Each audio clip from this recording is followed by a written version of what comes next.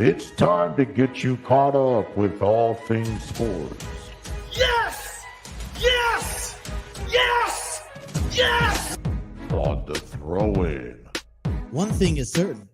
None of this is possible without you, the listeners. From baseball, football, wrestling, and more, covering local Cincinnati sports, stories, news, and highlights. Why is he always calling me meat? With your host, Justin Trento. When it's all said and done, we're going to look back and remember this is what started it all. Available on the TNC Sports Talk YouTube channel. Good play the ball! Good play the ball! Yeah!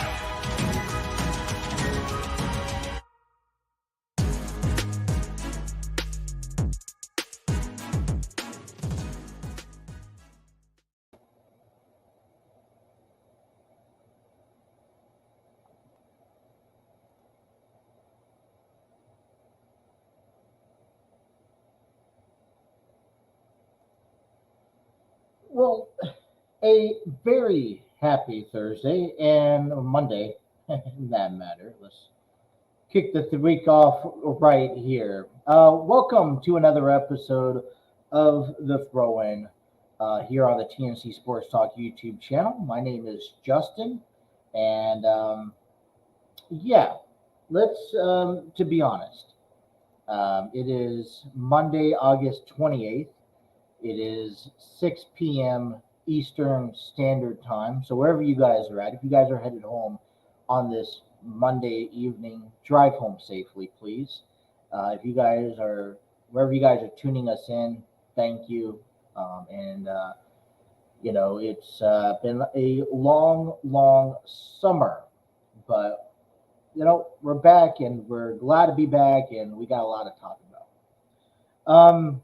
I wish I was coming to you guys off of better news and better conversation and better stories. But this is something that has to, in my opinion, has to kind of just get thrown out there right away. We have to talk about it. I'm not the first one coming out here talking about these stories. But the series of events that happened last week.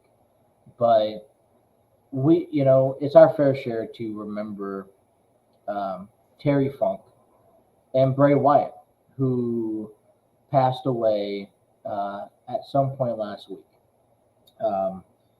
Terry Funk passed away August 23rd of last week, which was, I believe, Wednesday. And then a day later, Bray Wyatt passes away. Now, I feel like all this hits a bit differently for everyone. And for me, I feel more emotional. I feel more sympathetic. I feel more devastated to hear that Bray Wyatt passed away, more so than Terry Funk. And I love both men. Both men have left their stamp in the professional wrestling world, and it does trigger me in a certain way. And maybe because Terry Funk he passed away at 79, and I feel like the reasoning maybe it's not as sincere, it's not as emotional as expected to be. To lose Terry Funk is because for me he was before my time. He's wrestled for WWF, WCW, ECW, but Terry Funk, he made his name, he left his legacy in the square circle before I was even born. So if it doesn't hit a certain way because, with Terry Funk, it's not because I don't like Terry Funk. I love Terry Funk. It's just, it's because, maybe because it was before my time. And I don't know, and this is one thing that ponders through my head is like, it hits hard with Bray Wyatt. I'm still in disbelief that he's actually still gone. You know, I was sitting on the couch Thursday afternoon, and I get a text from a friend of mine saying, "Rest in peace, Bray." And I was a bit confused. And then he calls me up and he says, "Hey, I just got a report that Bray Wyatt passed away." And for a moment, him and I were kind of very much so disbelief at the news that was breaking. Um, because, last time we saw Bray in a ring competing on WWE, it was, practically the Royal Rumble at the beginning of this year. And so he goes on this hiatus and he was dealing with physical and mental health. And I think what gets me even more is that there's rumors about Bray. All right, he's going to finally return. Expect his return here in a couple of weeks. And then we get struck with this type of news. And I'm like, oh man, it hits. It hit hard. It hits hard. It truly does. Both men have left true legacies in the ring.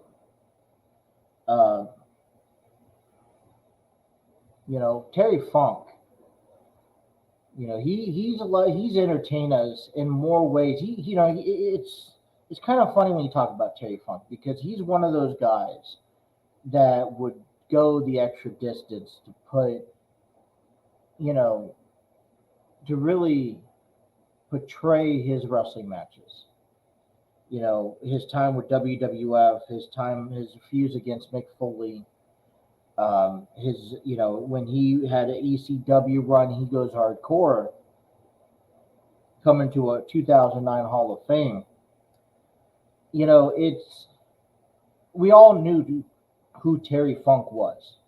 A lot of people, who joined wrestling now or even a decade ago, or even 2 decades ago, he was one of your influencers of saying, I want to be just like that person. All right. Want to be just like that guy. He's going to lead me to what wrestling is today. Bray Wyatt, I think, touches me just a tad bit, harder. And I'm trying to find the right word, so I apologize if some of this doesn't necessarily come out the way that I want it to come out. But Bray Wyatt, I love something about characters, the dark characters, the mind games, the mysterious aura behind that person. Everyone knows here by now that I'm a Undertaker fan by heart. Okay. I'm also a fan of Kane. I also am a fan of the Boogeyman. I'm also a fan of Papa Shango. And it's interesting because you talk about, the Godfather's other characters that he's had, and a lot of people don't really give any credit, to Papa Shango. And, listen, many people have tried to pull off dark characters, and some work, some don't work. It's part of the game. But Bray Wyatt, he came in, we knew the Undertaker was numbered. And Bray Wyatt comes in and he grasps this aura that you legitimately went to the arena and you get goosebumps. And the last time that I got any goosebumps going to an arena watching WWE live was with the Undertaker. Okay? You just didn't know what you were going to see next from Bray Wyatt in his career, week in and week out. And then he takes it up the next level. And there's only a handful of people that are capable of doing the certain mind games. Okay, it's one thing to create these video packages, and it's another thing to create physical action live on television. I don't know, Taker has done it recordingly, so if it doesn't work out, you could always go back and do it again. But Bray Wyatt was able to do it live. And when I talk about these physical actions, I am talking about the ring shaking, coming up from underneath the ring, the pulling down your opponent, the lights out and you're disappear to lights turning on, you're in the middle of the ring, the fire, calling the fire whenever you want to, calling lightning whenever you want to. That right there gets my blood boiling. You know, he did it with the Wyatt family, and then he was able to take this fraction, split it off, and create his own image as Bray Wyatt, the Eater of Worlds, the Fiend. And I loved every bit of it. I absolutely loved every bit of it. Okay, whether it's the Firefly Funhouse to, whether it's the chanting from the crowd. And I think SmackDown did a very, very good job honoring and highlighting both men. Now, we knew that Terry Funk, he's going to be honored in a different way. And I liked how Cody Rhodes came out, gave a liberal message in sharing memories for Terry Funk. But I think you knew, when it comes down to who was going to get a bigger reaction, both of them going to be missed, hands down. But you knew that there were going to be a bigger reaction from Bray. And I like the extra essential thoughts and the messages and the matches that were in his honor on SmackDown. You had the entire locker room on the stage, which I think is always incredible. What's nice is that, and then you had Michael Cole, who began SmackDown, on ringside, talking about both of these men. You had Braun Strowman, you brought Eric Rowan in there, front and center, which I thought was touching. You also talk about then leaving, you have the video package play, and then you have Bray Wyatt's chair, symbolic. And he's, and then it cuts off. And that's a great way to kick off the show. And I think throughout the program, remembering both men, especially Bray Wyatt, I think was incredible. And then LA Knight has this tribute match against The Miz. And, technically his last opponent. And then you finish off the show with Bray Wyatt's lantern in the center of the ring, with Bray Wyatt's figure on the Titantron with the butterfly wings. And I just think that's touching and heartfelt, and there's no words to describe it. I've had some time to think about this loss, to think about what we miss the most and stuff like that. There's rumors that WWE may or may not continue with the story, and it's going to be kind of very difficult to continue because this wasn't just a character, who was portraying, this wasn't just a human being who was portraying a character. This was a human being who was telling his story, who felt these demons, who felt this way for a long time. This was a person who brought it to life. And the only way you could bring a character like this to life is if you live it. Why do you think The Undertaker lasted so long? Because he didn't just play a character. He lived it. He went dark. And when he did do television sightings, he was in full-on character. He lived it for 30 plus years. Kane lived it for so long. And that's why Bray Wyatt was capable of pulling it off. And I don't think anyone can come close, even if you wanted to do something with someone like Uncle Howdy. I just don't see it possible.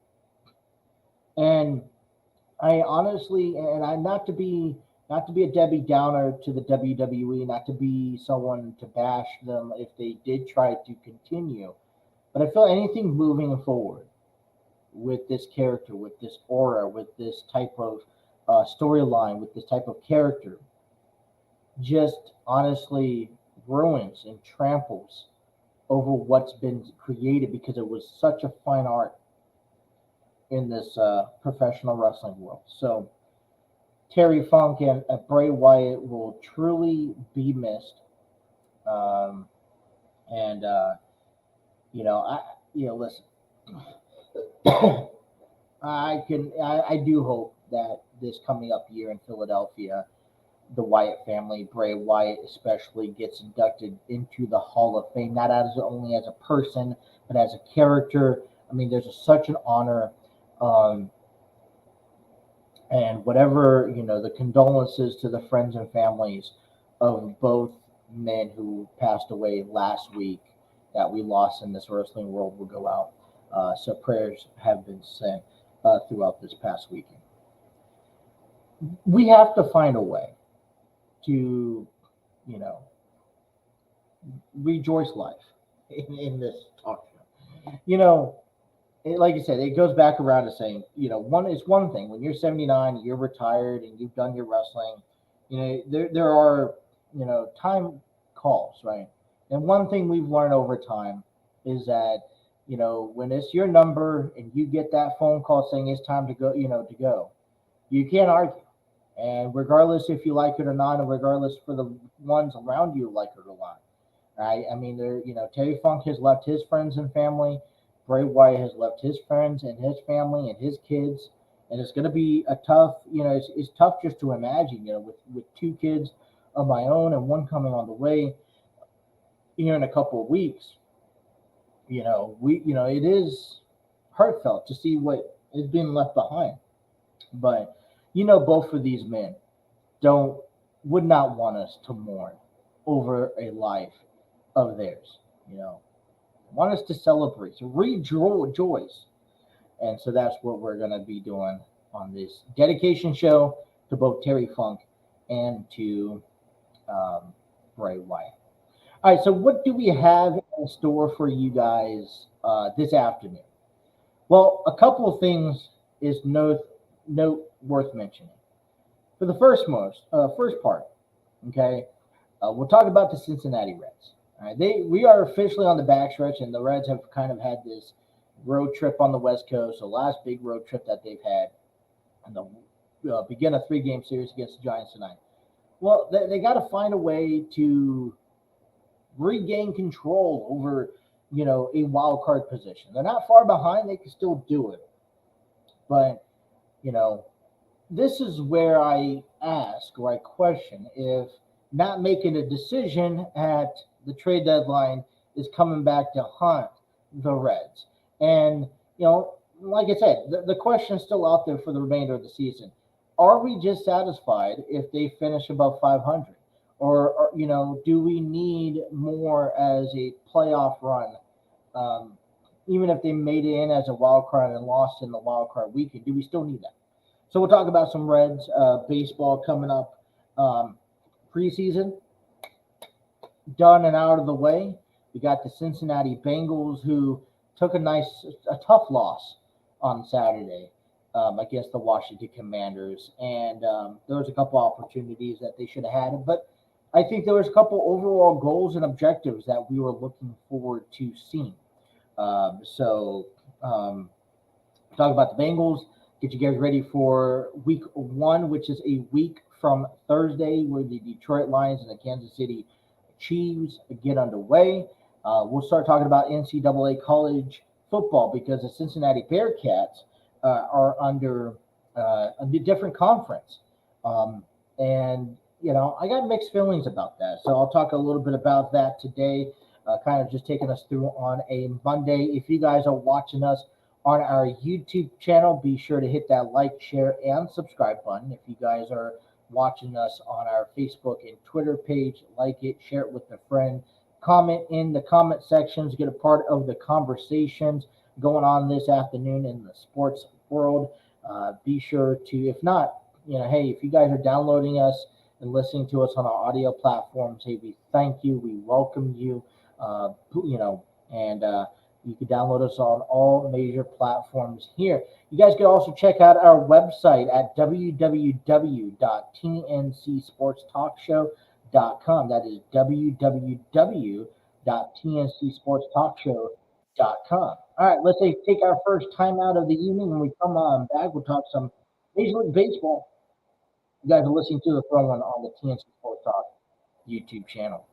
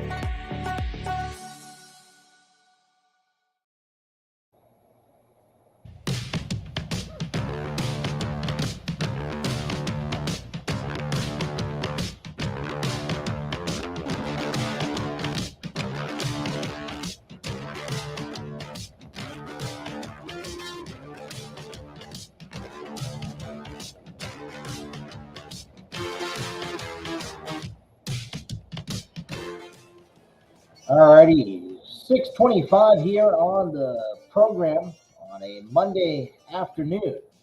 Welcome back to the throw-in here on the TNC Sports Talk YouTube channel. My name is Justin, and we are coming to you live from the StreamYard Studios. Thanks to StreamYard Studios, the proud home of the TNC Sports Talk YouTube channel. We can create podcast videos, host virtual business meetings, and even conduct interviews. Check out their free version today at StreamYard.com.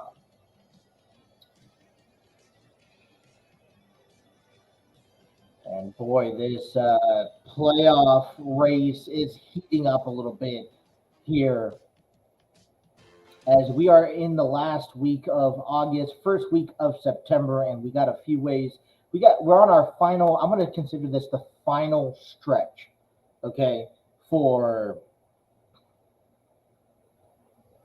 Major League Baseball, right? I mean, that's how it feels like when you have, the final month, and you have teams that are already know that they're going to be in the postseason. Okay, I'm sorry to say it, but the Dodgers already know they're going to be in the postseason this year.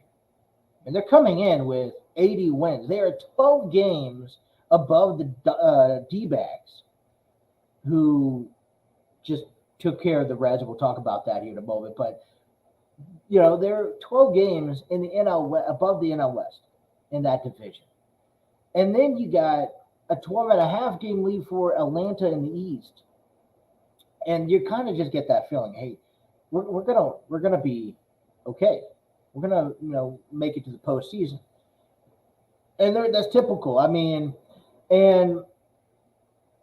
everything else right now, according to what I'm seeing on MLB.com, seems very, very straightforward. Okay, so you talk about there's a couple of interesting things that happened over this past weekend. For example, Seattle took first place in the AL West. And, I understand that it's been a while. It's been a while since I've seen, since I've kind of tuned back in and caught up. I've been on a little hiatus for the past month, 2-3 months, at a time. But Seattle is doing pretty well. They have that first place. Now let's look at the American League playoff picture right now. Seed number 1 is Baltimore. They're, out there in the East, and then Seattle is in the West. Minnesota is in the Central. If you look at the standings right now, Texas and Houston are only a game back of Seattle in the West. So we're coming down to September, and it could go either way. Texas are 1-9 over the last 10 games, and Seattle is 9-1. They're on a nice little 3-game winning streak. And you kind of hope that, it's what creates a nice race. But, I've seen Texas in the lead for for throughout the duration of the year.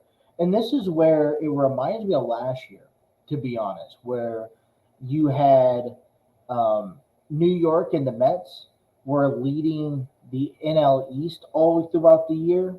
And then Atlanta comes in. Okay, it takes you down to the last weekend series, where then Atlanta is one who ends up winning the final series between the Mets and the Braves, and they go on to win the NL East and go to the playoffs. So the Mets go to the wild card, lose to the Padres, and the rest is history. So we'll see how the month of September finishes out, especially in the AL East. It has not expected to be as fun or as exciting as it was. I did not expect heading into September with 3 teams composed. Seattle has been playing majority of the year in the bottom half of the division. They've always been behind the Angels up until maybe around mid-July. And I think this goes to show. Excuse me. I think this goes to show that the teams that know what playoff is all about, knows what October baseball is all about, they're the ones who know that you have to, listen, April, May, June, and even July doesn't matter. Okay, if you can play 500 baseball throughout those 4 months, then you're in good hands. But it comes down to August and September to get to October. Right? It's how you play now in the crunch time. Because, hey, there are players that are tired. There are players that are injured. It is crucially hot throughout this time of year. And if you can get onto a nice little groove heading out of July, out of the All-Star break, and you play well, you put yourself well together for August and September, you're playing October baseball. And, Seattle had a good run last year. I think one of the expectations last year was to see Seattle thrive into a postseason run again this year, whether it was a wild card or a division. I think I expected Houston to be up on that top of that list as well. Texas, I'm a bit surprised. And the Angels, Angels do this every year. I am not surprised with how the Angels are playing baseball. And to see that, Shohei Ohtani has now torn his UCL, which, he may get shut down. Here's my thing. You're in September. I don't have a problem shutting down Shohei Ohtani. I don't think the Angels want to, but then I don't think they're in a postseason run. I was looking at the standings, wild card standings. They are 10.5 games back. And I wouldn't say for Los Angeles to kind of give it up, but, they've had a good run. They're 63-68 coming into tonight. They're about to take on the Phillies here in just a few minutes. But you kind of have to start establishing, all right, we made this run. How can we finish off in the back end of the season? As of right now, Tampa Bay holds that number 1 wild card spot. They're 6 games above in the wild card. Texas and Houston are neck and neck, followed by Toronto, who is 2.5 games back of Houston in the wild card for the wild card position on the outside looking in. Boston's 4.5 games back. So we'll see. It's going to be down between the East and the West. Cleveland is 11.5 games back. I mean, we've seen things happen before. I'm not going to go bet my bottom dollar on it. But the West, the American League is looking pretty solid. You jump over to the National League here for a moment. Atlanta has number 1 seed. Dodgers have number 2 seed. Milwaukee has number 3 seed. And you look at maybe the division aspect first. Scroll down here. And the only race that I see right now is Milwaukee, Chicago, and Cincinnati in the Central. And this is the story that I go back around to saying the teams that know what October baseball is about, they know how to get to October baseball. And one thing that they know about compared to a team that doesn't know is that you play August to September. You play 500 throughout the first 4 months of the season.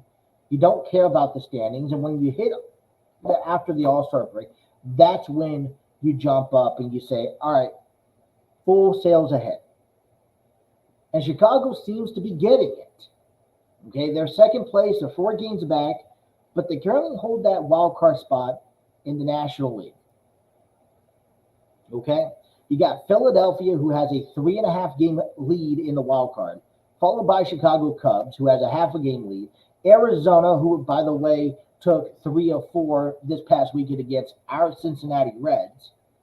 You got San Francisco and Cincinnati, who, by the way, we'll be talking about at the bottom half of the hour because they will be playing each other in a 3-game series coming up Monday, Tuesday, Wednesday. So we'll talk to you about that. But they got a game and a half back of Arizona. Miami is 3 games out. San Diego and Washington, don't ask me why, they're 8 games out. The Mets are 9, Pirates are 10 or 11, St. Louis 13, Colorado is 19. The only 2 teams that you can consider to be eliminated officially is Oakland and Kansas City from both of their division. And wild card. Obviously there's no way. So this postseason is, this final month of September. All right, with the start of college football, we got high school football on Friday nights we'll have to talk about later on this week, but with the start of college football, with NFL coming up a week from Thursday, and now we have September baseball. As a matter of fact, I got to look back in and see if I can get another game called in here for the month of September. My goal is for the month of September, I'm going to write this down, is to have at least a minimum 6 games, calling 6 games throughout the month, if not more, which is going to be a huge task. But, I mean, this is where it's exciting. These are playoff games, okay, because there's playoff implications, such as the one that we'll talk about here at the bottom of the hour between the Reds and the Giants. These are playoff, implication games that you're like, that you can. It's almost like calling them, like playing October baseball. So I'm excited. I don't know about you guys, but I'm excited about the upcoming schedule. I'm excited about the upcoming, month of baseball that's left to be played. A lot of teams, listen, they don't play a whole lot of their division, so they're playing something else. All right. For Cincinnati, and I'll say this for Cincinnati part before we take the break. Cincinnati had a West Coast trip this past week and a half. They kicked things off in LA to face the Angels, which they swept them and they took care of business. Great. Then they had a 4-game series against the Arizona Diamondbacks. And I could have told you if I was on the air last week that for the next 3 series, these are very crucial for the Cincinnati Reds. Because Arizona, San Francisco, and even Chicago are among the teams that are all competing for a wild card spot. You can forget about Miami for a moment, forget about San Diego, forget about Washington. Okay, it is coming down. You're only focused on Chicago, Arizona, San Francisco. And guess what? You didn't do your job. I mean, you swept, I believe you swept at Great American Ballpark against Arizona when they came to visit. But then you dropped 3 or 4 against Arizona, who looks like a complete team who's 8-2 in the last 10 games. Philadelphia 7-3, Chicago 7-3, Arizona is 8-2. And now you got San Francisco coming up, and then you got Chicago coming up this weekend back at home. So not a good start to the important games that we need to win. But it's also, but you're also coming into this series 1 game above 500 on this road stance. So talking about that road stance, let's talk about the Giants and Reds coming up here when we come back from break. You guys are listening to The Throw-In here on the TNC Sports Talk YouTube channel.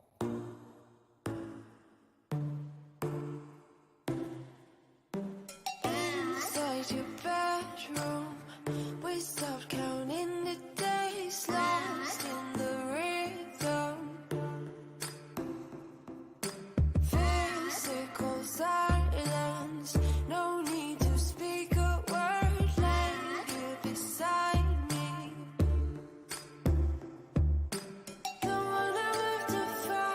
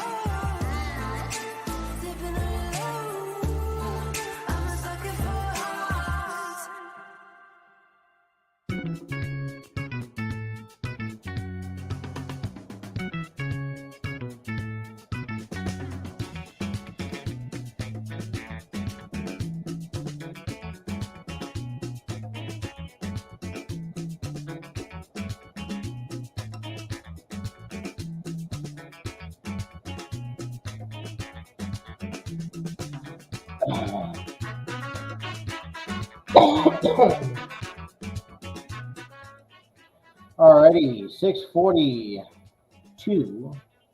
here on the back on the program.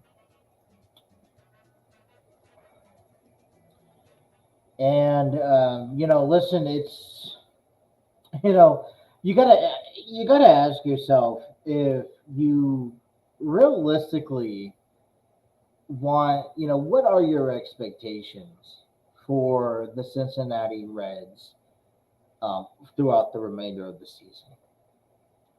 And I gotta tell you, it's tough, right? I mean, you do so well against one series, and then you drop a series, especially the series that you need to win,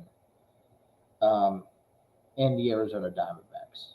Here's how the weekend looked here real quick. Cincinnati drops 3 of 4 against Arizona on the road. Chicago wins 3 of 4. That doesn't help us whatsoever. St. Louis gets swept by Philadelphia, who, if we know St. Louis ain't playing well, but Philadelphia has a 3.5 game now lead in the wild card division. And Milwaukee ends up sweeping the Padres on the road or at home. So, I mean, if that gives you any idea of what we're looking at right now, Milwaukee's on an 8-game winning streak. That division that we were battling for seems to be more in the distance than anything else right now. So what's the best way to approach it? Okay, I mean, Cincinnati's playing 500 baseball. We know right now 500 baseball isn't going to get us to October. And we, listen, I've been thinking about this, all right? The Reds, they're 68 and 64 coming into tonight's game. The Reds need to, I don't want, at the beginning of the season, they set out to have certain objectives be accomplished. And I think that they've done well enough to have those. But we can't be satisfied with just the bare minimum being accomplished. If there's goals right now, as of August 28th, if there are goals that I have for the Reds for the remainder of the season, regardless if they make it to playoffs or not, it is to finish above 500. And right now they're 68 and 64. They're 4 games above 500. They're playing 500 baseball. If they could play 500 baseball the remainder of the year, they could have finished above 80 plus wins. And that's what I want. They are 13, maybe 14 games away from finishing the season off above 500. And they don't have a terrible schedule remaining. Pull it up a little here. Okay, you get 3 against San Francisco. Then you come home for 4 games against Chicago, because we're making up from the one back in April for that rainout. You'll play Seattle at home, which is going to be a tough one. We know that. St. Louis, which they're at the bottom of the division, we should hopefully be able to capture that game. Detroit, the Mets, who are kind of hitting rock bottom. Pittsburgh at rock bottom. Cleveland kind of going to hopefully probably be out of the contingency by the time we see them at the end of September. We have about a 500 month if you think about it. You add up the games. But we have to set goals. We can't just be satisfied with what we've done so far throughout the course of the year. That just isn't good enough. And I get it. And I think a lot of our trouble is back to the bullpen, back to our starting pitching. Our pitchers cannot give you a solid 5, 6, 7 innings like you need to this time of season. Okay, and hopefully we get Nick Lodolu coming back. Depending where we're at in September, we may just shut him down for the rest of the year. I would like to be able to talk in the middle of September about, all right, Nick Lodolu's coming back. You with Hunter Green, he's been on and off, and Graham Ashcraft.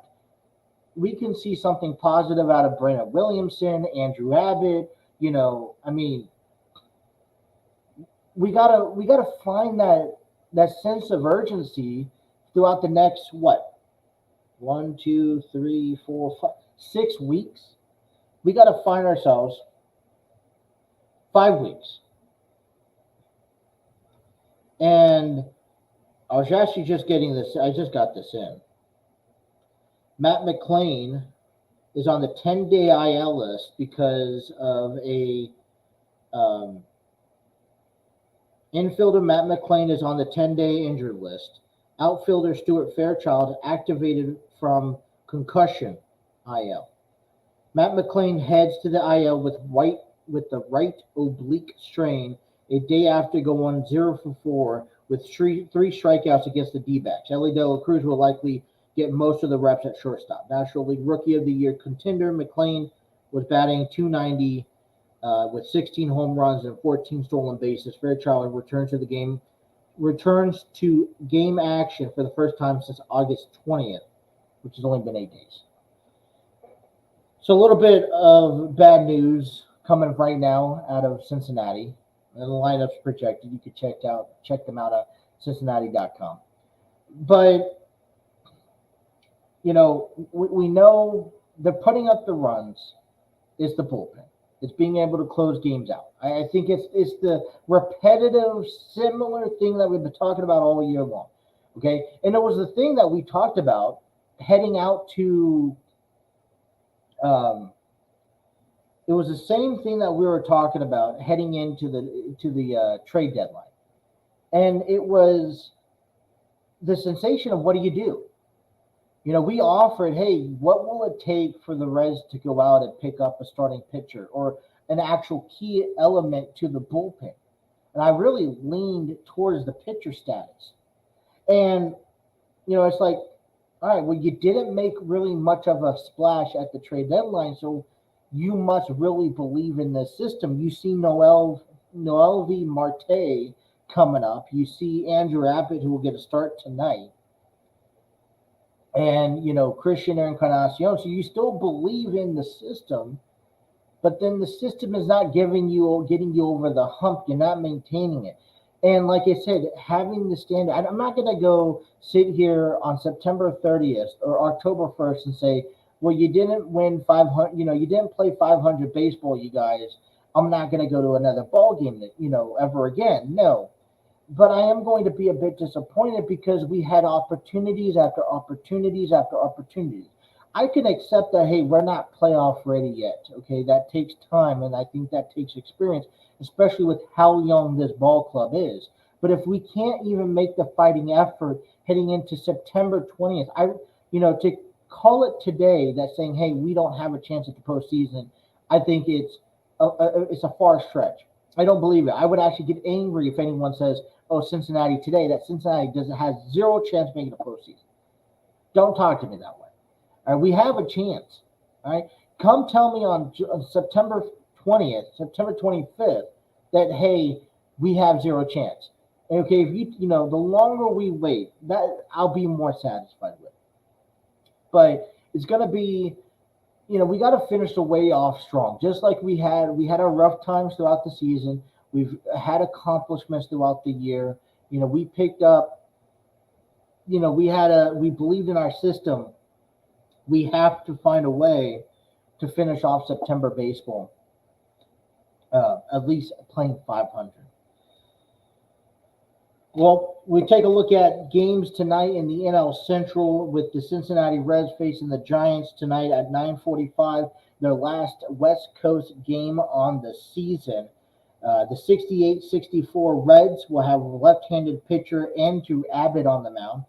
He's 8-3 with the 3.16 ERA. He'll be going up against the 67 and 63 San Francisco Giants, as they will send out left-handed pitcher Kyle Harrison to the mound, who has a 5.4 ERA. And what I really like about this series is that the Giants are 3-7 over the last 10 games. They haven't been playing great baseball. Yeah, they won last night on Sunday Night Baseball, but they have also played against the Atlanta Braves. And you know how much exertion you have to get out playing a good team like the Atlanta Braves. The good news is that we don't, other than maybe Seattle, other than maybe Chicago and maybe St. Louis, we don't really have to exert ourselves too much to get us to lose balance and lose control. We'll see coming up here in the next hour, we'll see the Padres kick off a series against the St. Louis Cardinals. Left-handed pitcher Blake Snell will be on the mound, going up against right-handed pitcher Adam Wainwright, who is 3-9. I kind of laugh at that a little bit because Wainwright, decided to return this year, but I digress. 8:05 p.m. Eastern Standard Time, we'll see Milwaukee taking on Chicago. Now, this is a good series that I would like to see Chicago kind of even out the playing field. I'm rooting for the Cubs tonight. Milwaukee will have left-handed pitcher Ray Miley on the mound, taking on right-handed pitcher Jameson Talion. And then at 8:10 p.m. Eastern Standard Time, the 73 Pittsburgh Pirates taking on the 41-91 Kansas City Royals. I'm not really paying attention to what's going on there. Really don't care too much about St. Louis, San Diego, although I don't want to see I do want to see San Diego win, but then I don't want them to win because I want to keep them as far away in the postseason as possible. I'm going for the game of the day, games to watch out for on a Monday night tonight. All right, there's no baseball, there's no football going on, by the way. Milwaukee and Chicago is a game that we have to pay attention to. Okay, but we have to take care of business ourselves. If you're looking at a game that you would also like to watch, tune into Cleveland and Minnesota is another one to follow. They're fighting for the AL Central there. You take a look at tonight's. It's a 3-game series against the Giants. We told you about Andrew Abbott going up against Kyle Harrison, 9:45 Eastern Standard Time.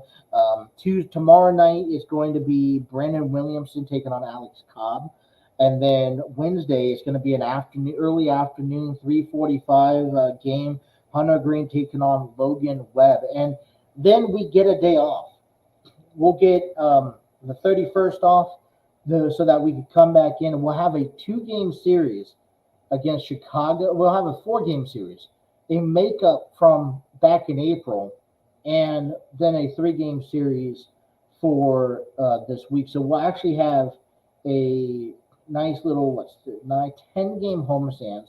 We'll have 7 of those games playing within a week before having next Thursday off. So we have our work cut out for each other here in to wrap up the month, to begin the month of September. But I'm telling you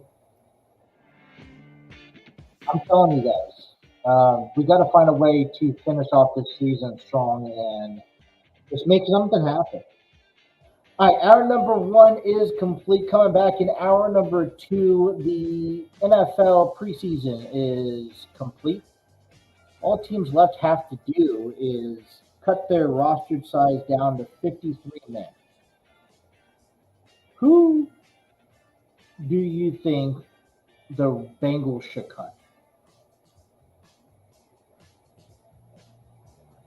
Especially since we're getting to quarterback positions coming up here. First game of the season for the Bengals is against the Browns on the road. Is Joe Burrow ready for that one? Let's talk about some of that coming up here. We'll also talk about some college football as Week 0 went underway this past weekend. And we'll talk about what happened. But we'll also talk about the Bearcats who joined the Big 12. All that, still more to come. Thank you guys for tuning in. Hour number 1 is complete. Hour number 2 is coming up right here. You guys listen to the Throw-In on the TNC Sports Talk YouTube channel.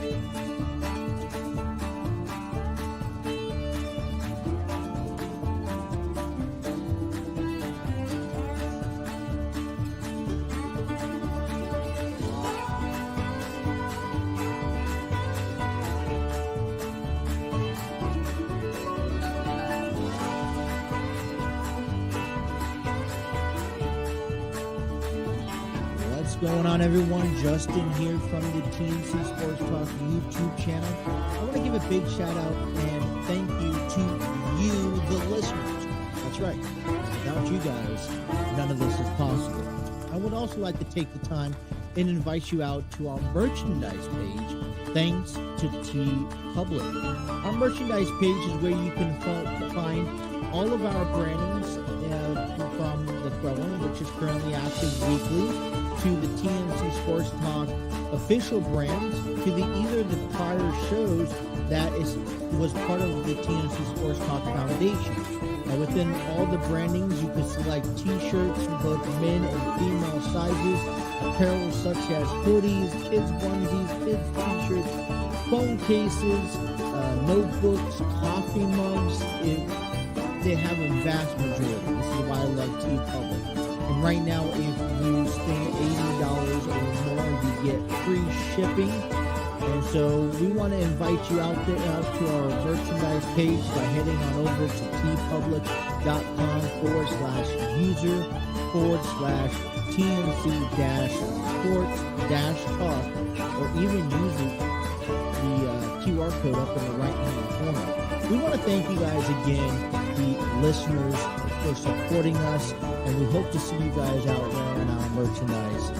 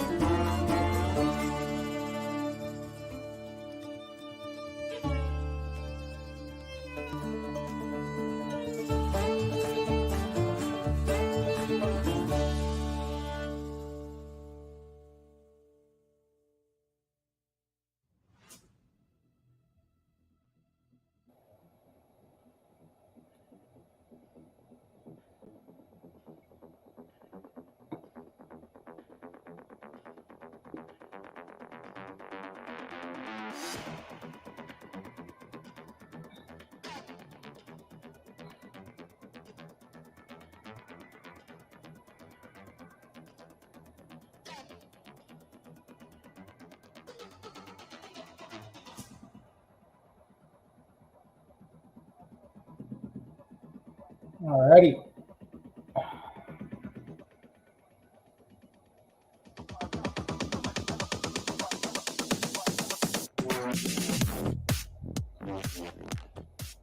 .701 here. Hour number 2 begins on the throw-in. I'd like to give a big shout out, proud home to Spreaker from iHeartRadio. Spreaker able to upload every podcast to all major audio platforms such as Apple Podcasts, Google Podcasts, iHeartRadio, Spotify, Spreaker. Be able to view your analytics, be able to monetize your each and every episode, and collect some sort of income that way. You got to check out more information and their free option at Spreaker.com. Number 2 here, kicking off on a Monday afternoon. We welcome everyone who is just tuning in. And, we talked at the beginning of hour number 1. It's hard because I want to find the right words to say when it comes to giving my sincere thought and impression about talking about, wonderful talent guys like Terry Funk, Bray Wyatt. But then this past weekend, we get hit hard again. Bob Barker passes away at 99. And I'm just like, oh boy. Oh my gosh. And like I said, I'm not trying to, no disrespect intended for anyone. When you're up there at the age, it is hard to see, the people that you love and the people that you enjoy, that you kind of built your life on, whether it's personal, whether it's just on television, it hits. And Bob Barker, one of those guys with Price is Right, and it's like, man, what is this world coming to? And it seems like every year, you always get a celebrity or two that really hits you hard in the wrong way. But he died. He passed away this past weekend at 99, which is a good number, I think. I don't know. I'd like to maybe stay. I don't know. My grandfather, who passed away last year, right after my birthday, the day before my brother's birthday. My brother and I had birthdays 3 days apart from each other. I'm on the 23rd, and he's on the 26th. And our grandfather, step grandfather, however you want to look at him, he passed away the day before my brother's birthday on the 25th of April, and it was tough because we're in a position where unfortunately I couldn't make it out to the funeral, but I've had conversations with him in the past, and one thing that that kind of recollects in my mind that as you get older is like do you have an expectation of how old you want to live up to? How old would you originally say, okay, this was a fulfilled life if I was able to live up to a certain age? And I think he passed away in his 90s, and he was like, he told me, he was like, man, I tell you, I didn't expect to be past in my mid 80s. So every day after my 80s is all just a blessing. So I mean, when you see guys like Terry Funk at 79 and Barb Barker at 99, it's like you keep on, I guess, living. They've accomplished more than probably what they've expected to accomplish, and then some. So we'll talk, so condolences to the friends and family of Bob Barker, but man, wow. All right, so let's talk about a couple of things. So, on this program, we talk quite often about our website that you can head to. I know I have not updated; it's been a while. So I will be getting that stuff updated, but you guys can check everything out, TNC Sports Talk related, through our website, through www.tncsportstalkshow.com. That is www.tncsportstalkshow.com. You can check up all the latest episodes, news blogs, videos, audio platforms. If you guys want to comment in, maybe request to be a guest on our show, this is the platform to do it. And I encourage you guys to check it out, subscribe to emails. Don't miss a single moment of action. Everything that happens through the TNC Sports Talk YouTube channel is right there on our website. So visit www.tncsportstalkshow.com for more information. But there is a friend of mine that owns actually a local store called Aspire and Glow. And if you are in the area, it's more of a authentic collectionable clothing apparel store that and a matter of fact, I'm just going to show you because I created a website for him a couple months ago that we just kind of been building off of here lately. And I really like it. I'll take a lot of pride into showing this off because, he's an entrepreneur himself. He came here a couple of years ago, opened up the business, and he's in a remote location that doesn't necessarily get a lot of foot traffic. So I told him, I was like, one of the better ways to help generate yourself is to get yourself out there on and create a website. So you guys could check out, and invite you guys to check out Aspire and Glow here. It's a website. So you can head on over to www.aspire-glow.com. Check out everything that he has. And I want to let you guys know it's still a growing website, but we have things such as shoulder bags, tie-dye. He has a bunch of tie-dye t-shirts, anywhere from small to 4XL. Okay. He also, some other products that he's been, I just posted up a whole bunch last night. some gemstone necklaces, some gemstone bracelets. They have blankets, jackets, hoodies of rock and roll, backpacks, and so much more. Now, I'm being, this is a serious thing. So you can check this website out as you see here. And they got backpacks, hoodies, jackets, shoulder bag, blankets, bracelets, necklaces. I just posted a whole bunch of these bracelets. They have some, the ponytail bracelets. They have mood ring, best friend bracelets. Then they have the guardian stones for your specific symbol, for Scorpio, Leo, Taurus, Libra. They have a tiger eye one, and these are very cool. I really like them. They have a special message, a special meaning behind all of them. We get to the necklace part. They got a couple of the mood necklaces. You get the hoodies. I love the hoodie collection. You got a lot of them up there. You got a lot of the rock and roll stuff. So Stranger Things. I see the Rolling Stones, a hoodie. Pink Floyd. There's just so many that you can choose from. He has all sizes. Right now he's ordering, especially as the weather changes.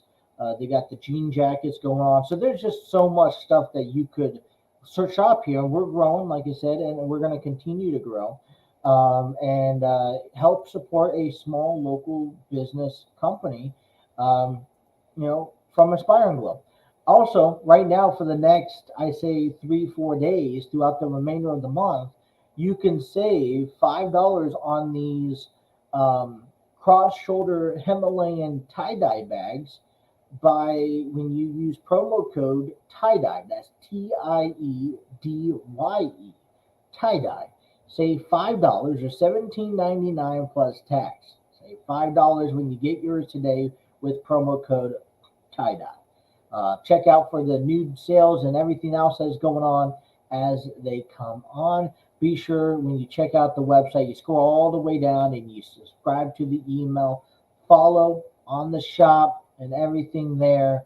I mean, you just don't miss it. Also, be sure to follow Aspire and Glow on all social media. He's on YouTube, TikTok, Instagram, Facebook. It's a growing business, and I promise you won't be disappointed.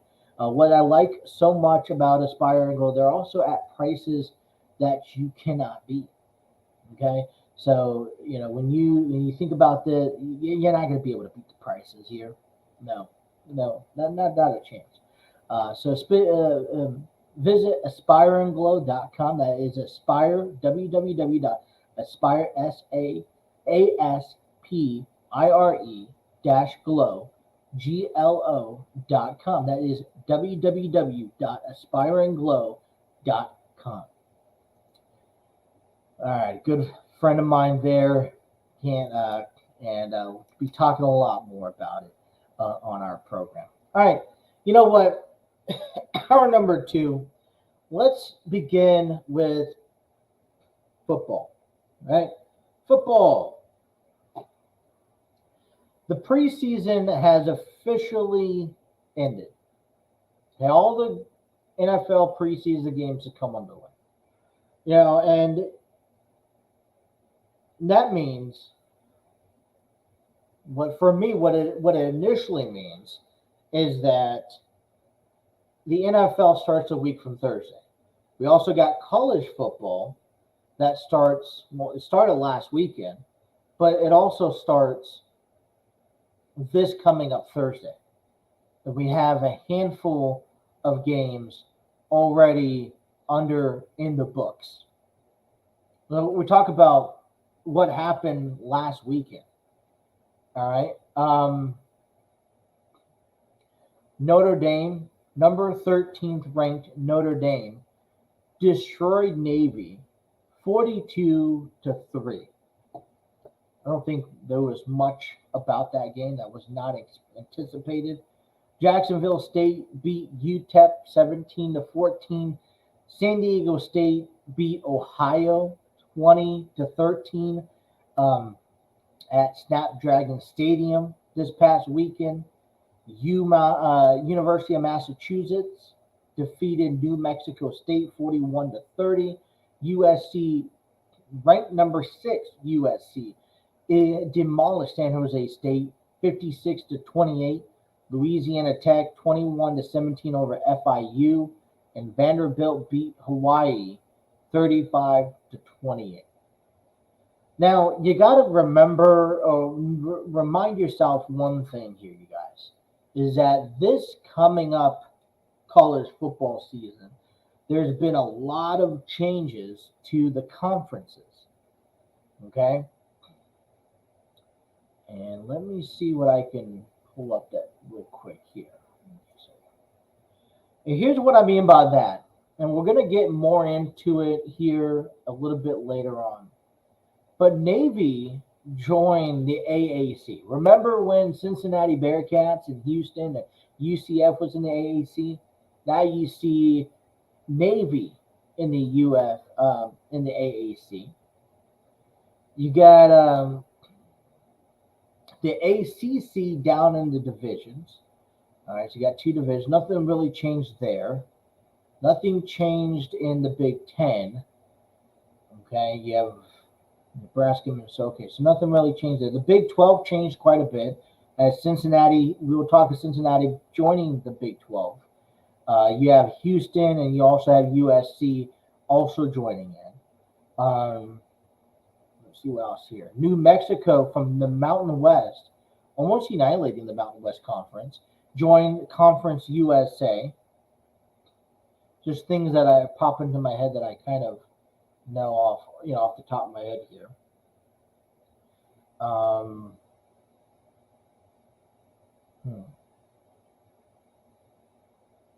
right, Mountain West. This is how much the Mountain West.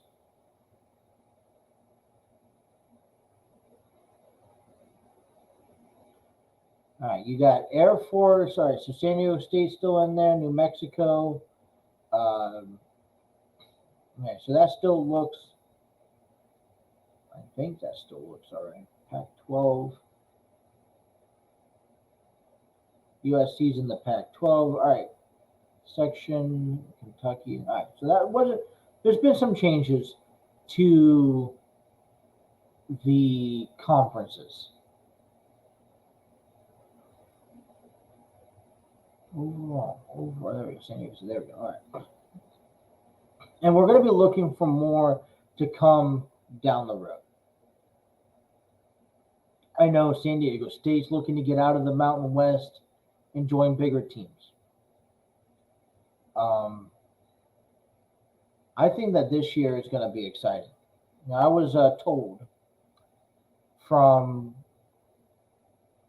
I've been listening to a lot of people talk about college football. And the one thing that I keep on hearing is that a lot of people believe that we are just among the golden era. We just began the golden era of college football. Now, I love college football. I'm loving it more and more every year. I grew up in San Diego, so by default, I am a San Diego State Aztec fan. USD Toreros, okay? I also supported any California team. So California, UCLA, USC, I'm all me. And I love the Mountain West. The one thing I didn't like about the Mountain West, okay, this is one thing I don't like about college football in general, is it's an unfair game. You're going to get your Floridas and your Alabamas and your LSU and your Georgias and, your TCU. You're going to get those top teams. Always. Clemson, Ohio State, Michigan. Okay. But those secluded teams, self-secluded teams, are the center of attention when it comes down to college football. And I get it. They got the money. They got the primetime deals. They got the they got the games. They got the players, they got the records, they got the coaches. But it really tears down everyone else. When you're in the Mountain West Conference and you have, look at this for a second. Mountain West Conference, Conference USA, we have Liberty and Sam Houston and Western Kentucky, New Mexico State. None of them has a chance at the college football playoffs. Even if in the Mountain West Air Force goes, undefeated, they're not going to have a chance at the playoffs. They'll have a chance at a bowl game, but no one. That's for an individual success. No one really pays attention to bowl games as much. I'm sorry, I'm going to be out there. Let me go out there and say it. No one pays attention to bowl games unless it's maybe your particular team that you like, or it has to do with the college football playoffs, which is, by the way, a month away from the end of the season. And I originally want to see, I'll leave it off as this, I originally want to see NCAA football rearrange their college football playoff bowl programs, where every bowl game has a playoff implication. I get it. Listen, the week after the season ends, it needs to be championship games. If you're in a conference that has a division, that championship game needs to be played that following week. Or if you take the top two teams from the conference, you have them play that following week. The immediate week the season ends. But then the week after that, play a bracket where you take at least one team, the winner of the top team from each conference, and then round it to 32, round it to 16, whatever, and divide and set a bracket where you can have what's called a college football playoffs. Now, I'm not going out there on a limb saying that San Diego State is going, if they have an undefeated season, that they're going to sit there and beat Georgia and go on to win the college football playoffs. And by all means, I think that will scare a lot of people if that happens. But what I'm trying to explain is that giving every conference an opportunity at the college football championship, okay, I feel like it's better for the sport. I think you can include the entire nation when you involved it, because when you come down to four teams, Michigan, Ohio State, Alabama, Georgia, let's say it's those four teams each and every year. Well, guess what? That's great and all, and I'll watch it, but people in California don't care. Unless they are one of those fans, they have better things to do. It's nice and sunny out there in January. But if you give, let's say USC makes it, and they can make it to the Final Four, and you know how basketball is. Basketball has upsets all the time. I'm sure there'll be a few upsets in college football playoffs. I feel like this is where it's kind of whoever wears the big boy pants, whoever has the more money, because it takes money away from these top teams like Alabama. But I don't know. Tell me if you guys disagree with that platform. That's how I would have college football playoffs being run. All right, let's come on back. Let's talk some NFL football here as we continue hour number 2. You guys are listening to Throwing on the TNC Sports Talk YouTube channel.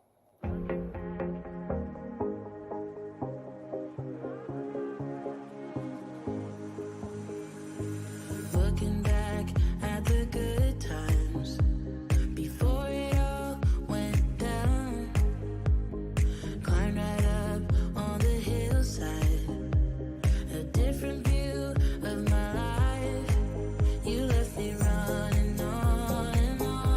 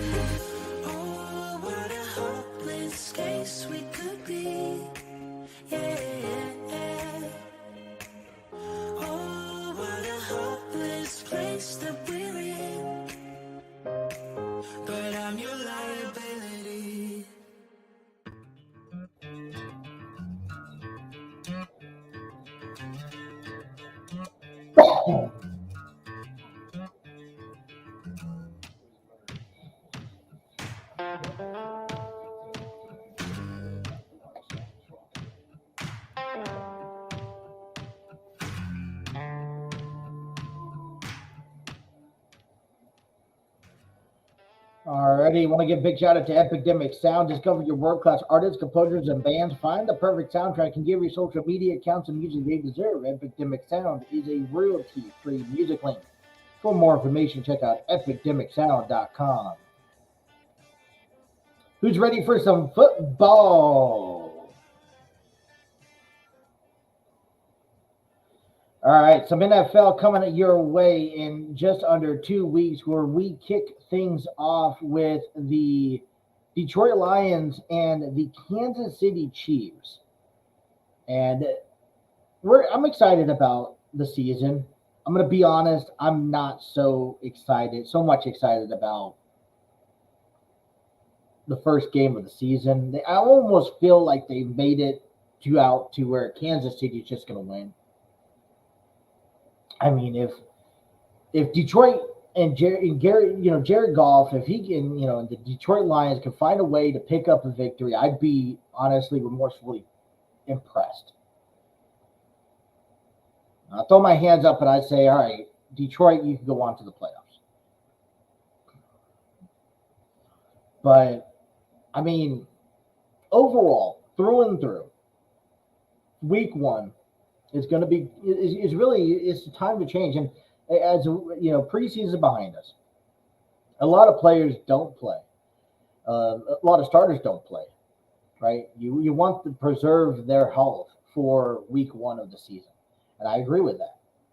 Okay, we'll talk a lot about Cincinnati for the next 2 weeks, getting ready for their game against Cleveland and the Browns. But excuse me. Well, all I gotta say is that we're in for a rocky spot. It's already gone out there to say that the NFC East is probably going to be the biggest, the most exciting division in the conference, and I would testify to that, especially since the uncomfortable news, which. Don't ask me why, but Trey Lance gets traded to the Dallas Cowboys this past weekend. And I was just thinking to myself, what a big failure to San Francisco. The only loss in this is the 49ers. Okay? Now, the only reason why I think we'd say that the Cowboys lost this is because apparently Jerry Jones, from my understanding, made this deal without consulting or informing Dak Prescott nor Mike McCarthy. Stupid move, in my opinion. But you know what? It is a guy like Jerry Jones to pull off such a stupid move like he did. Okay, I got nothing against Trey Lance. I don't. I just haven't seen enough of Trey Lance.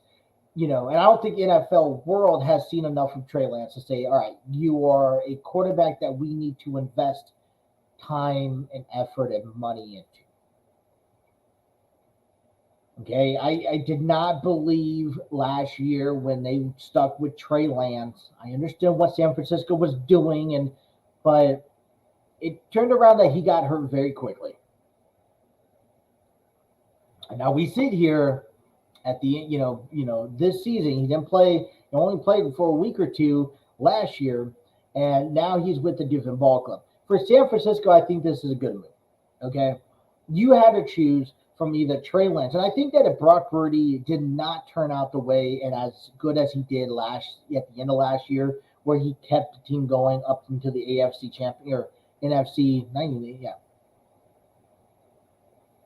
to the NFC, as far as the division playoffs go, then I think that if he did not perform the way he did at the end of last year, Brock Purdy, I think would have been an easy decision to say, Brock Purdy, you're the backup. Trey Lance, you're our starter again. And for the hell of it, because we don't want a third quarterback, we don't want to have an issue where we have, a non-quarterback playing quarterback position, we're going to go ahead and throw in a third quarterback in Sam Darnold. But I think that where the 49ers sit, they got Brock Purdy, they got Sam Darnold. You have that third quarterback option that you can sign any part down the road. So you got to determine right now. Brock Purdy's cheap. He's not going to need a contract anytime soon. This also, I don't know. This also a sticky situation because you don't know where Trey Lance is, and you know that if he comes back and he does not perform, you're going to get backlash from your fans. But if he goes into Dallas and he performs, then it's no harm, no foul. All right, we played it safe. But at the end of the day, Dallas Cowboys are the conversations to have because Trey Lance now is under Dak Prescott. And you know what? I'm sorry. Dak Prescott needs to have a little fire lit underneath his ASS. I like Dak Prescott. I think he's a good quarterback. He is the reason why he is one of the reasons why the Cowboys is so successful. But what he can't do is get over those humps year in and year out. And I have the problem of sitting back and saying, you could win all the divisions all you want. You could go into the wild card all you want and go into the postseason each and every year. But it doesn't move the fact that you have not won a Super Bowl. And that you have not, Americans' team that is so beloved behind Dak Prescott has not won a Super Bowl. Dak Prescott has not gone to the Super Bowl. And that is where the line crosses. Okay, because at the end of the day, when it's all said and done, whenever I look at a franchise in whole, I'm not including Dak Prescott behind the wheel. So when I look at the Cowboys in 10 years from now and say, yeah, they had a nice little 5-6 playoff year run. But I'm not really going to mention it because of Dak Prescott. But when you get to, in 10 years from now, if you go on and win a Super Bowl, I'm going to remember that. That's going to be etched in history forever. And that's at the top of every year's history, by the way. Anyways, so my point is that Jerry Jones, first of all, can do whatever he wants to do. He is Jerry Jones. You got Dak Prescott, you got Cooper Rush, you got Trey Lance now. I say you take it nice, easy, and slow with Trey Lance. And if something is to happen, you have a security blanket. Remember last year in San Francisco where you had to go for a third quarterback, but you didn't have a third quarterback? But that's not the case this year. This year, on game day, you could assign a quarterback to your squad prior to the game that's not included on your 53-man roster in the event that both of your quarterbacks get injured.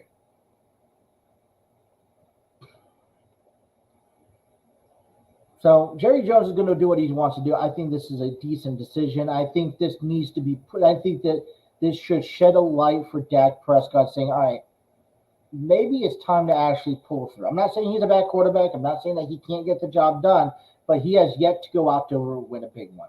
And I don't care. You can replace one Super Bowl, accomplishes, and erases all the times you don't go to the Super Bowl.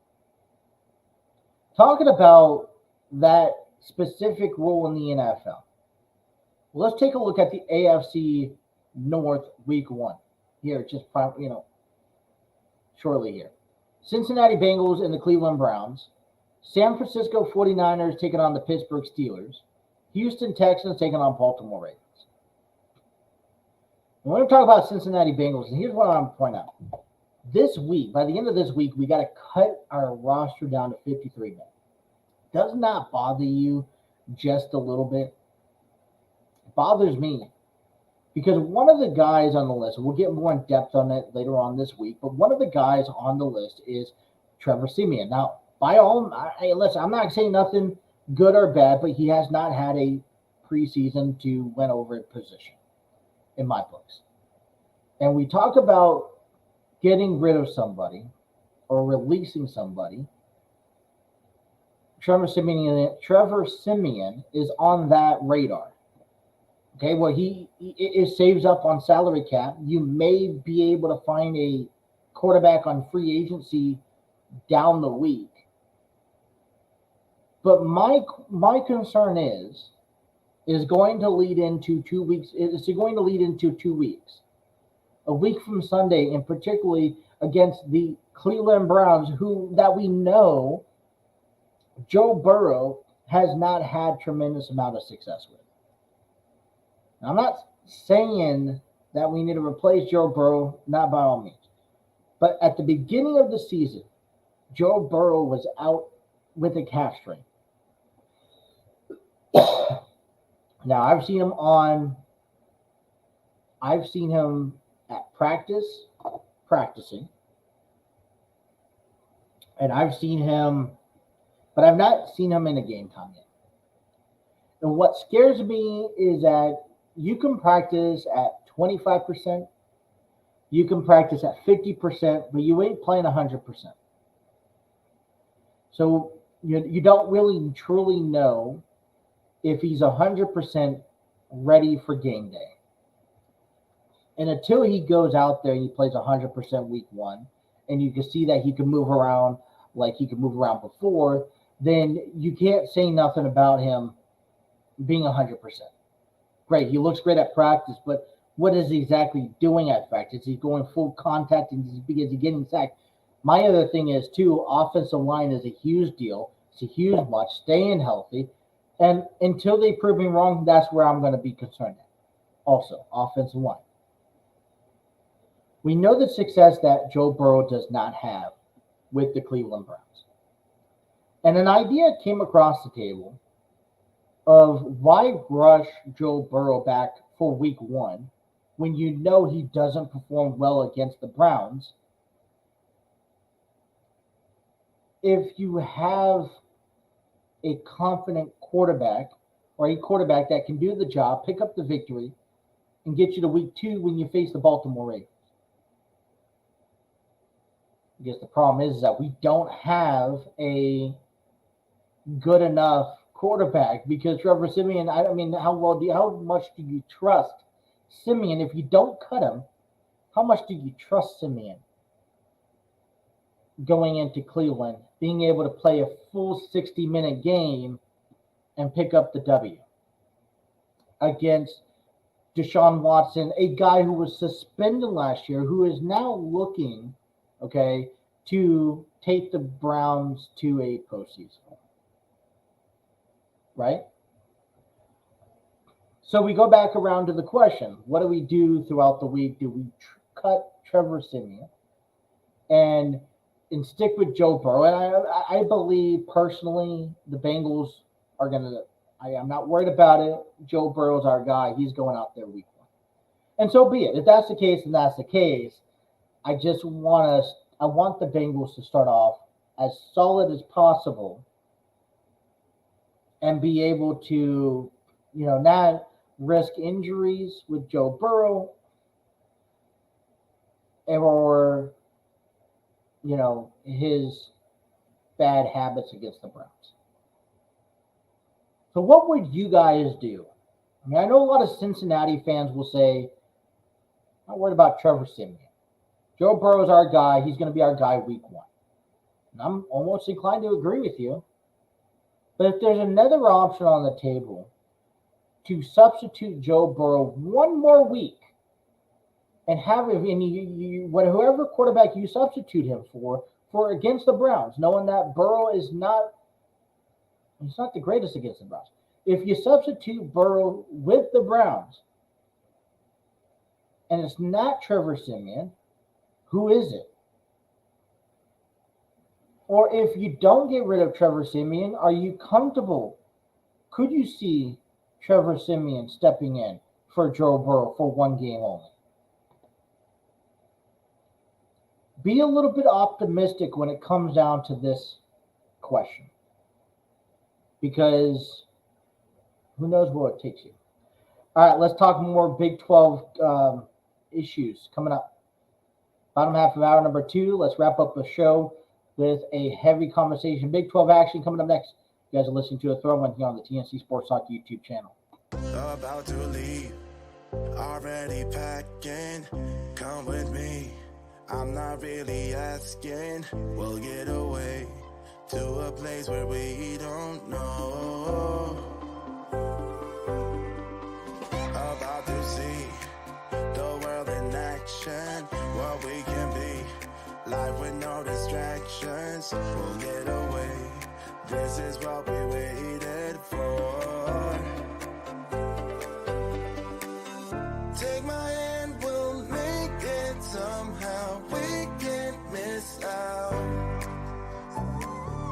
I'm done living life with the lights out. Die with my own doubts. Be free with me. Let's go, let's be free with me.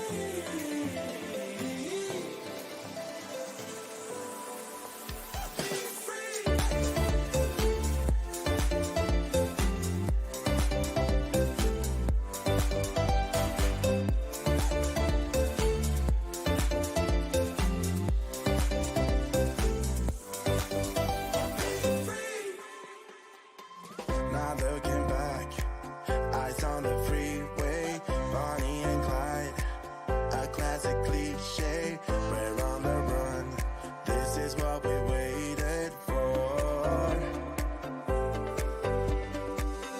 Take my hand, we'll make it somehow. We can't miss out. I'm done living life with the lights out. Die with my own doubts. Be free.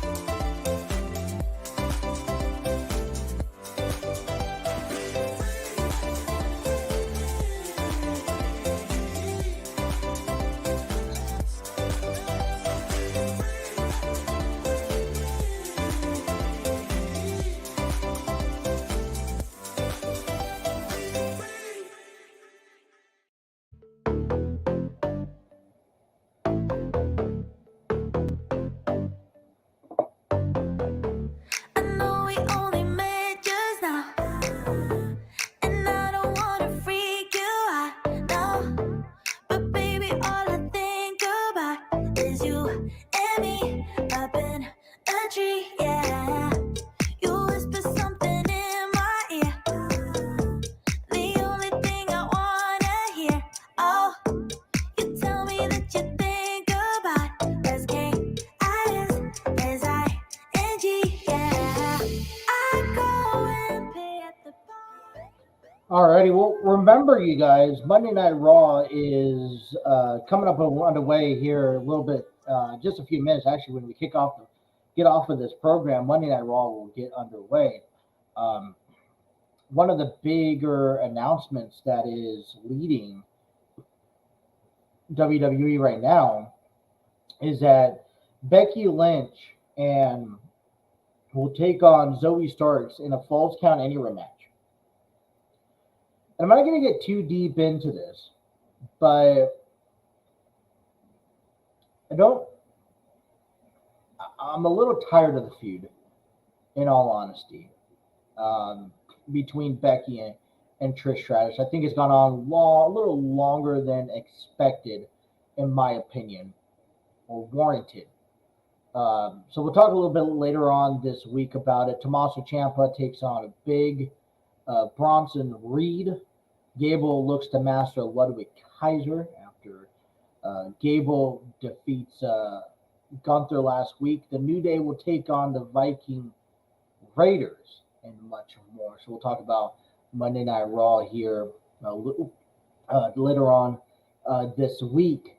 But to wrap up our program in our last segment of the evening, we're going to talk about the Big 12 conference that Cincinnati Bearcats has entered this season.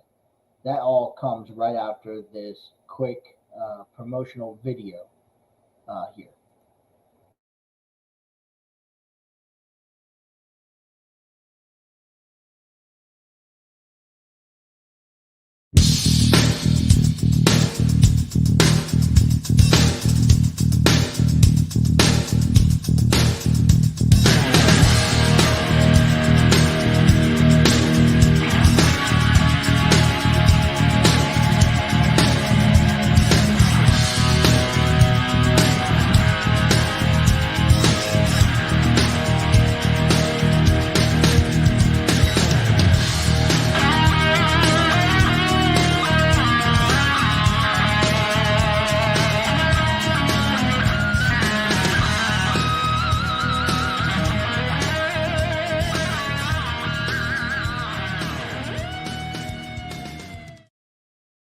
Alrighty, we want to give a big shout out to our friends over there at Armchair Booking Wrestling Podcast. Our Steve Barber and Dwaylen Davis sit down and talk all things wrestling news on their podcast, available on YouTube and all audio streaming platforms.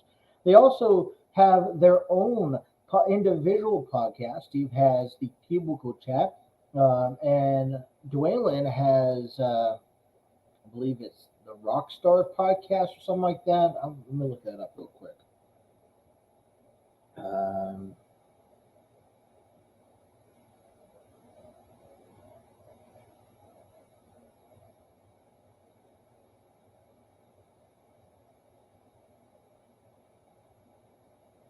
hold on 1 second. Trying to find it.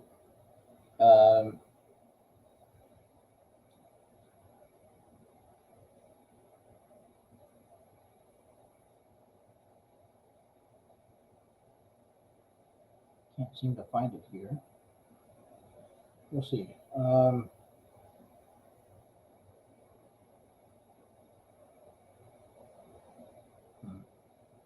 going to have to confirm it. I'll post it up when I find it. But listen, they talk a lot about professional wrestling. I'm sure they're going to have an episode on Bray Wyatt, Terry Funk in the wrestling world, and so when I get out to that, I'll when I see that posted, I'll let you guys know. But check them out today on their social media platforms, the Armchair Booking Wrestling Podcast. All right, so let's finish off this hour here. Big 12 conference talk. The Cincinnati Bearcats, in this sense, went out and jumped ship, and they are beginning a new journey down the Big 12 conference. And I get it, and I'm all for it. Okay, realistically, I'm happy with it. And here's the reason why. It creates a new dynamic. When you are in certain conferences like the Mountain West, I'm going to throw in the AAC, you don't get a chance. You are restricted on playing certain ball clubs. And a few years ago, we saw Cincinnati Bearcats jump to the college football playoffs. And I think it's a great opportunity. And I hope if they change the college football playoff dynamic, then we'll see more opportunities given. But Cincinnati now joins a conference that is more compelling, more competitive, that's going to have a better television deal. And I think truly for the organization, the Bearcats can be challenged and really realistically see where they stand among some of the better teams. So let me read off this year's Big 12 conference.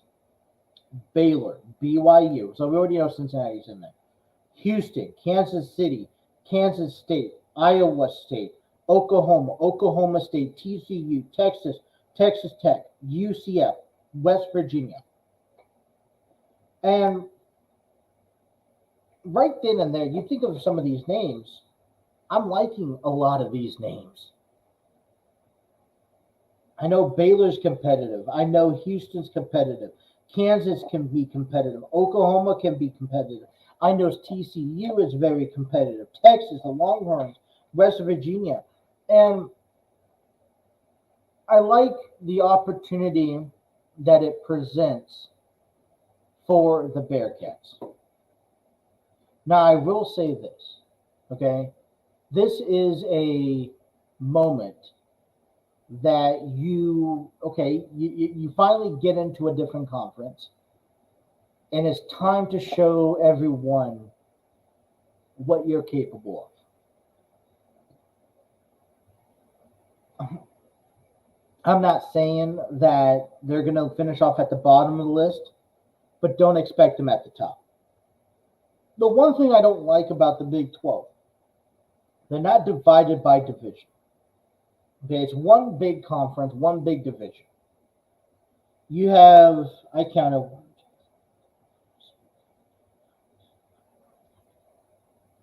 14, 15 teams in this division alone, in this conference alone. I would like to see a break off where you have maybe like an East, West, you have a Pacific, Atlantic, you have a North, South, whatever the case may be, to kind of maybe build momentum and to give even more, compelling, great matchups and games. But I like Cincinnati in this one. But now you have to get the job done. They take care of things. Things begin this Saturday at home against Eastern Kentucky. And you think about the schedule, they're facing Baylor this year, BYU, Houston, Kansas, Iowa State, Oklahoma State, UCF, West Virginia. The only people that they're not going up against is TCU, Texas, and Texas Tech, and Kansas State. And I'm fine with that. But we're going to follow. This is what I love so much about Northern Kentucky area, is that, we get to follow Cincinnati. We're literally 20 minutes away from their stadium. And if it's not Cincinnati, we could always follow University of Kentucky. And then we could always follow Ohio State. But we've seen Ohio State so much in their, we've seen the success that the Bearcats have been able to do. And it's going to create more opportunities. And this is just the tip of the iceberg, because guess what? We're going to see more of this coming in next year. The year in, year after that, as teams rearrange, as we now start rearranging these conferences. I was looking at the list of seeing who's playing who so far out of this conference so far. You got Texas Tech taking on Wyoming, West Virginia and Penn State looking to be a good one. I like to see that matchup this coming up Saturday. Obviously, Iowa, you have Baylor and Sam Houston, Texas State. Arkansas State takes on Oklahoma. I can't wait until this is going to be a tough division. Okay? I mean tough division. We're not sugarcoating it here. All right? After Eastern Kentucky, they head to the road to play Pittsburgh. All right? And then they got to take on Miami. And then at the basically only 3 games. And then the conference starts. You kick things off at home against Oklahoma, which is it's already sold out. Okay, it's a blackout deal. Okay, that's going to probably be a primetime television. I want to watch that one. BYU is going to be a tough game. Okay, Iowa State, just where it's at, it's going to be another tough game.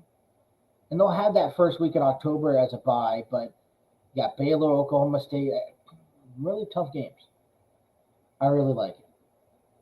And you guys look forward to it too. If you guys are Cincinnati Bearcats fans, it's a new challenge. Let's get the ball rolling. All right, college football begins this Thursday. There's only 2 games right now on my radar. NC State versus UConn, 7:30 kickoff. You got also, what did I see? I got Stanford, Hawaii now. We got Missouri and Kansas. What game was I looking at for Thursday? All right, that was Friday. Thursday. You also got Nebraska and Minnesota, which is going to be a good one. That's going to be on Fox. So, I mean, overall, we're kind of winding down, right? We're getting ready into the football atmosphere. We got college coming on as college played this past weekend. We got, the NFL in about a week. We got to talk about these teams, give our predictions, our thoughts, and all that stuff. And then, like I said, the Reds baseball is another great thing to talk about as the Reds get ready to kick off a 3-game series. Hopefully we come back tomorrow and we talk about how the Reds beat the Giants, okay, and they're holding it nice and firm, in the wild card position. So we got a lot to talk about here, a lot of football, a lot of baseball. We're getting ready for a great time of the season. Man, I'm excited. We're just returning back here on a Monday. We will be back here all week. I don't know what times. We will figure that out. I will make sure I am back here as well. We'll be back tomorrow to talk more sports. That is it for our program. Be sure to hit that like, share, and subscribe button. Check out our website at www.tncsportstalkshow.com. That is www.tncsportstalkshow.com. And until tomorrow, you guys take care. Have a great rest of your evening.